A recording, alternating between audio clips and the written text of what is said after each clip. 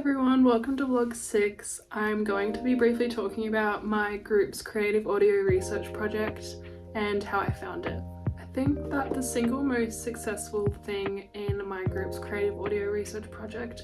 was our achievement of a really clear professional sound in the end, and our ability to wrap our heads around Adobe Audition, as none of us had actually used the program before. Neither myself nor either of my group members actually had any experience using Adobe Audition, so we were really pleasantly surprised with how professional and concise our piece sounded and how good the quality was in the end. Another aspect of the project that I found really successful was our ability to cut up and delegate different jobs for each person in the group, and our ability to go off separately and do our own research and then come together and kind of be able to share ideas and bounce off of what each other has done. It opens up a window of possibilities to ideas that you might not have thought of yourself.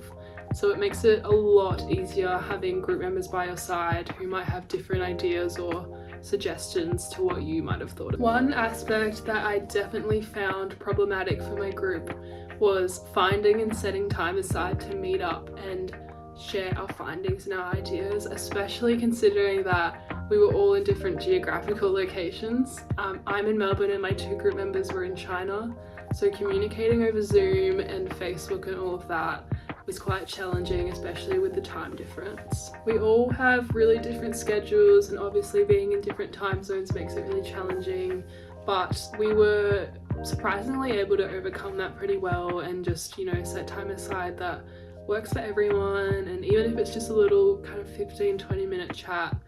it was definitely worth it to check in every couple of days and see where everyone's at. One thing that we have discussed during classes is the level of influence that content creators on YouTube have on their audience and how this can be problematic.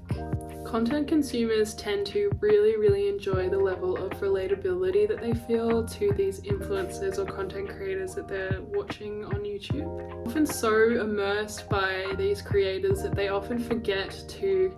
analyze the credibility or the validity of the things that they're being told by these influencers. This is what actually sparked me and my group to want to research regulation on YouTube and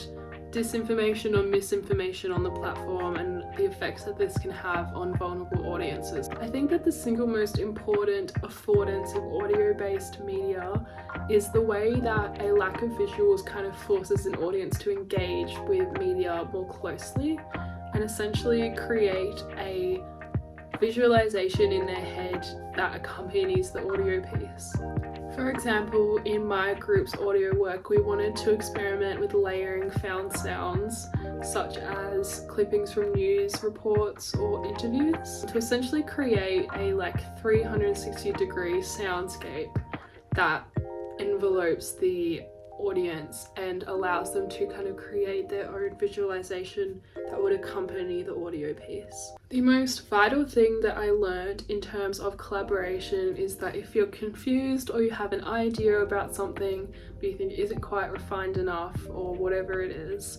talk and use your fellow group members as much as you can, because I guarantee more often than not they will usually suggest something that you hadn't thought of before yourself, and it just opens up a new door of options and creative possibilities for your piece. Relying solely on your own personal ideas is all well and good, but it's so important to utilize all of the help and creativity that is around you. One key thing that I took from my group's peer feedback in week 8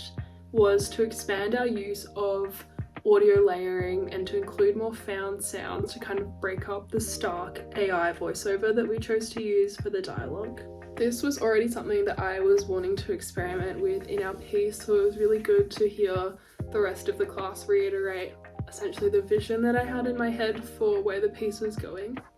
Definitely helped in giving my group a clearer path forward and know exactly what we need to chop and change in our piece.